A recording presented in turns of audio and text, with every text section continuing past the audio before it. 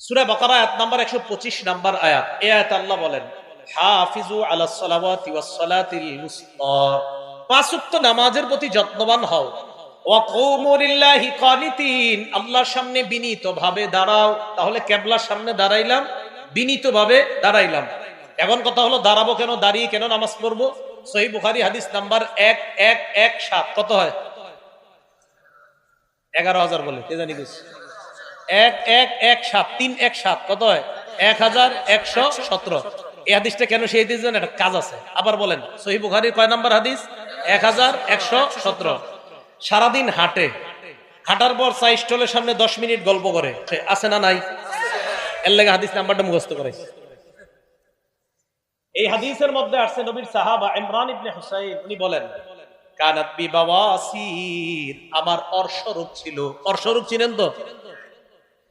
আমি আল্লাহ নবীর কাছে জানতে চাইলাম, ইয়া রাসূলুল্লাহ, আমার অর্শরোগ, নামাজ আমি কিভাবে পড়বো, আমাকে আপনি জানায় দেন। আল্লাহ নবী বললেন, সাল্লি কাইমান, তুমি দাঁড়িয়ে নামাজ পড়বা। ফাইন লাম তাস্তাতি ফাকাইদান, যদি দাঁড়িয়ে নামাজ পড়তে না পারো তাহলে বসে পড়বা। আবার যদি দাঁড়িয়ে, আপনারা না, হুজুররা না, অন্যরা, যদি দাঁড়িয়ে, আবার যদি দাঁড়িয়ে না পারো, বলেন যদি দাঁড়িয়ে তাহলে বসে। তাহলে আবার বসে কখন? আবার বসে কখন? এই যে সারাদিন গল্প করতেছে দাঁড়ায়। সাল্লি কাইমান, দাঁড়িয়ে নামাজ পড়ো। ফাইন লাম তাস্তাতি ফাকাইদান, দাঁড়িয়ে না পারলে বসে। ফাইন লাম তাস্তাতি কাইদান, যদি বসে না পারো ফাআলা জামবিন, শুয়ে শুয়ে।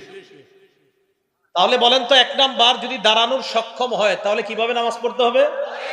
তাহলে দাঁড়াইলাম, কিবলার সামনে দাঁড়াইলাম, এবার আমি নামাজ শুরু করব। আসল আলোচনায় ঢুকতেছি। আমি আরিফ বিন হাবিব কিভাবে নামাজ পড়ি এটাই কই আমি। এবার আমি নামাজে দাঁড়াবো, দাঁড়ানোর পর আল্লাহু আকবার বলবো আমি, এটা বলে তাকবীর বলবো আমি। এখন কথা হলো, আল্লাহু আকবার যে বলবো এটার দলিল আছে কোথায়? হ্যাঁ, এই যে আমি আল্লাহু আকবার বলবো, সূরা মুদ্দাসসিরের মধ্যে আছে। আল্লাহ পাক রব্বুল আলামিন বলেন, ইয়া আইয়ুহাল মুদ্দাসসির কুম ফাআনজির ওয়া রাব্বাকা ফাকাব্বির। সূরা মুদ্দাসসিরের 3 নাম্বার আয়াতে আল্লাহ বলেন, ওয়া রাব্বাকা ফাকাব্বির, তাকবীর বলো, আল্লাহু আকবার বলো। তাহলে আল্লাহু আকবার বলা পাইলাম। এখন আল্লাহু আকবার বলেই যে শুরু করতে হবে, এটার দলিল কোথায় আছে? তিরমিজি শরীফের 3 নাম্বার হাদিস, তাহরিমুহা আত-তাকবীর। তুমি নামাজের বাহিরে যে বৈধ কাজগুলা আছে, এই বৈধ কাজগুলা আল্লাহু আকবারের মাধ্যমে হারাম করবা। নামাজের বাহিরের বৈধ কাজগুলা আল্লাহু আকবার বলে ওই বৈধগুলাই নামাজে হারাম করতে হবে। নামাজে খাওয়া কি বৈধ না অবৈধ? নামাজে অবৈধ। বলেন, নামাজের বাহিরে খাওয়া বৈধ না অবৈধ? নামাজে অবৈধ। তাহলে নামাজের বাহিরের